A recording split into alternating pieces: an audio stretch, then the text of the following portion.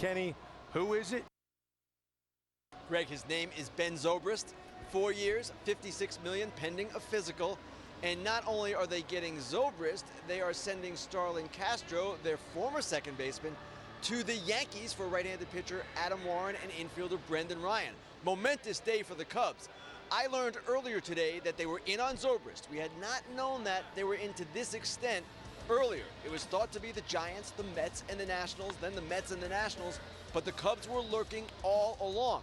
Now, when they initially reported that they were on Zobrist, I was told it had to happen in conjunction with other moves. That other move, of course, was the trade of Castro to the Yankees.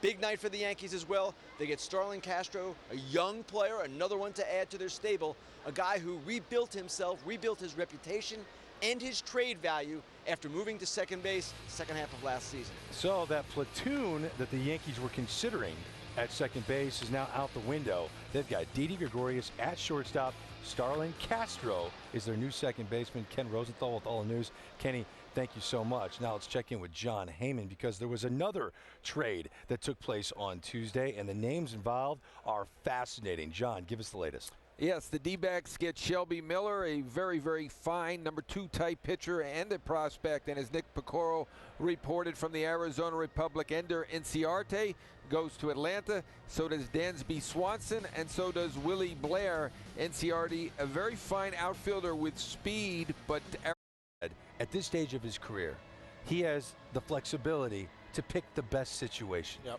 Does it look like that's what he did here? 100% he picked the right situation. First off, he's going back with Joe Madden, who he spent 9 years with out in Tampa, who really created Ben Zobrist. But the Cubs are going to win, and the reason the Zobrist is so good and so valuable to the Cubs is he can do so many different things. He can play so many different positions. You know, you saw how valuable he was when he went over to Kansas City. Played a little third base. You know, you can mix and match with him.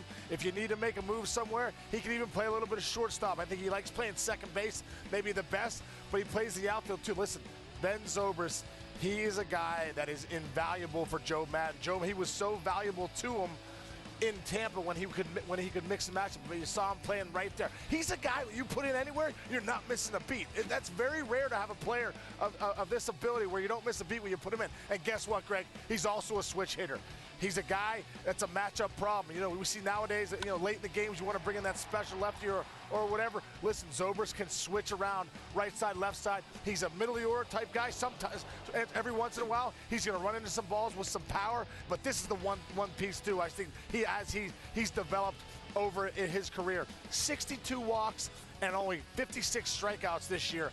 I think this is exactly what the Cubs needed in that lineup. So many strikeouts. They needed a guy like Ben Zobrist that could keep turning it over, give you a tough at bat, and get on base. I'll tell you what, Case, just watching Zobrist, and I think there's certain guys, and it reminds me back to Carlos Beltran when he had that great postseason, that we've always known, baseball fans, you know, the people that really pay attention knew of Ben Zobrist, right? Tampa Bay, kind of hidden there, you know, comes on the scene, played over 1,000 games for Coach Joe Madden, and now moves on to Kansas City, and we saw him on the biggest stage. And I think what he showed, and what you just showed in this tape here, a guy that gives you professional bats. I kind of hate saying that, because people have to say, what do you mean professional bats? All these guys get paid. No, he's a guy that works pitchers, and I think the fact that he is so versatile and can play 7 different positions he's had in his career, and we show the numbers of all the versatility there, that versatility makes him more attractive. It makes him, to me, an $18 million player, as it is for 4 years at 56. What do the Cubs do with Javier Baez? How does this play into their middle infield? How often we may see Kyle Schwarber in the little left field action? Yes. So because of that, Greg, you know, Sean, I think it's even more. And here's a guy who grew up a couple hours from Chicago. Right? Yeah. He's a Midwest guy. You know, every bit. Your setup to him is absolutely, this is the right place. It was the right place. But there are teams that wanted their place to be the right place. Yeah. The New York Mets really wanted Ben Zobrist. The San Francisco Giants really wanted Ben Zobrist. The Washington Nationals. Those are the 3 teams we heard reportedly interested at a high level. Who does this signing, Zobrist to the Cubs, which of those 3 teams does it burn the most? Oh, I think without question, the team that we heard most in the offer was the Mets. I mean, look, who knows how Daniel Murphy plays out, right? It looks like he's going to move on elsewhere.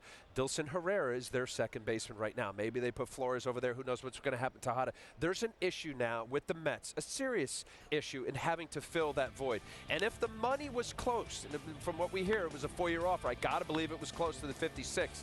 You know, this is definitely hurting the Mets the most of the teams you mentioned, Greg. I agree with you. I think the Mets, no doubt about it, they still need another bat in that lineup for having to lose Murphy. I think the Mets, watching Zobrist down the stretch, the value that he had for the Kansas City Royals, I mean, you could almost said, hey, he might be the MVP of the series, the way he's been playing and what he's been doing this postseason. So I know the Mets, they valued that.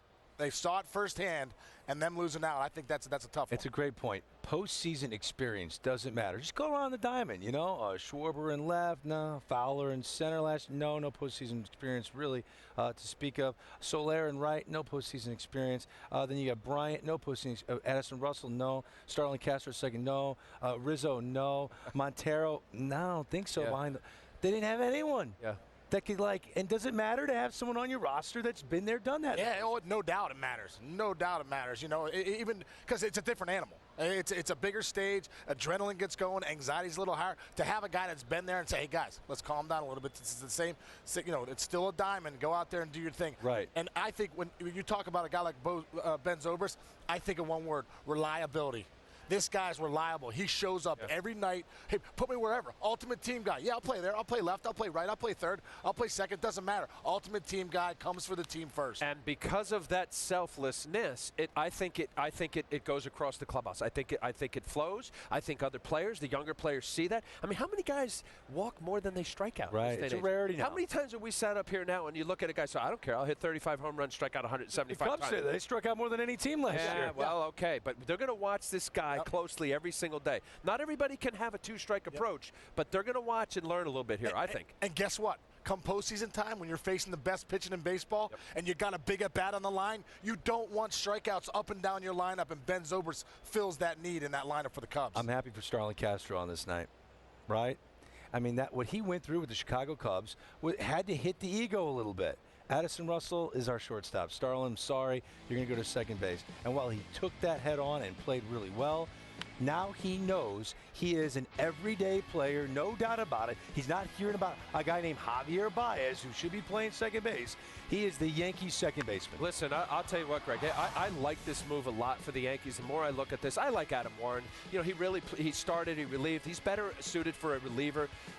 You know, I think the player to be named later is Brendan Ryan. It's, you know, kind of a middle infield guy that was going to be versatile enough to be able to trade out. But I say this about New York, and there could be a scare factor to this because of a guy that you need to play intense. It's not only about your teammates and the obvious nature to get paid a lot of money to play professionally and play the game right, but you have uber attention in the media. You have fans that treat you differently when you're not playing right and they're banging down on you. Like, that could go two ways. You could go in a shell and get upset and pout, or it elevates your game. I know my time in New York, and I spent a lot of years in New York, I enjoyed that. When I wasn't playing well and fans were on me, it you know, that little fire was, oh yeah, okay. I think this is going to be really good for Starlin Castro. And he's still such a young player. 25. 25 years old. He's got his prime years ahead of him. And, you know, we're talking about a guy, too, that down the stretch for the Cubs when he was playing second base, he had some big hits. Look at these numbers. I mean, this guy is a good player. He had some big hits down the stretch for the Cubs. He played a great second base. I think this is a nice move for Starlin Castro to be able to play every day in there in New York. And it's got to be mental. Look, in 2011, he led the National League in hits. Yeah, right. You know, so you know it's in there. And then you say, well, okay, 2011, that's a few years ago. He's 25. Yeah. Right. It's not the wheels aren't falling off. Yeah. And to me, he's not even in his prime yet, in my opinion. You can't teach experience. The more experience you get in the big leagues, the better you get. Now, we just saw Trevor Cahill sign a deal to go back to the Cubs, and they're promising him a chance to earn a spot in the rotation in spring training. Adam Warren, you saw him pitch a lot with the Yankees. Do you see him with the kind of stuff to have success as a starter possibly in the National League? You know what? I like Adam Warren, and I'm going to tell you this right now, Greg. He good sinker, good slider, a changeup that works, but I think just watching him enough that there are mistakes that pitchers make with good quote-unquote stuff, but it's always that inning or two that just doesn't put you in that position. If you look at these numbers, it's pretty obvious, guys. I mean, from a 3.6 to a 2.29, awesome. This guy, power sinker, gets a lot of ground balls. For me, he plays much better as a reliever than a starter, but he could still start, so he's that guy. How do you think the Cubs will use him? I would put him in. I'd put him in 7th inning. I would put him in 7th, maybe even 8th inning matchup. I really would. And he throws his strikes. He pounds the zone. Yeah. I don't know. I don't know what their 4th, 5th starter is going to look like. How it plays out. To me, he's a reliever. A good reliever. Well, I think the Arizona Diamondbacks know they have a starter, and a really good one in Shelby Miller, because that's the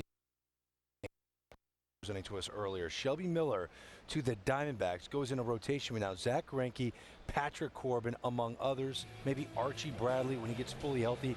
He'll be a guy. Stockpiling young talent. All of a sudden they get up there. Now they go get John Lester. You add the pieces. Right. John Hart's putting things together. He's been down this road before. He's going to get the good young prospects, develop them, and then when it's time to win, you go get the pieces you need in free agency, and there you go. It's what the Houston Astros did. All their young players, their first-round picks. And, there was a team, a Midwestern team years ago. They had first-round picks of Moustakas and Hosmer. and eventually those guys turned out all right. Panned out for them.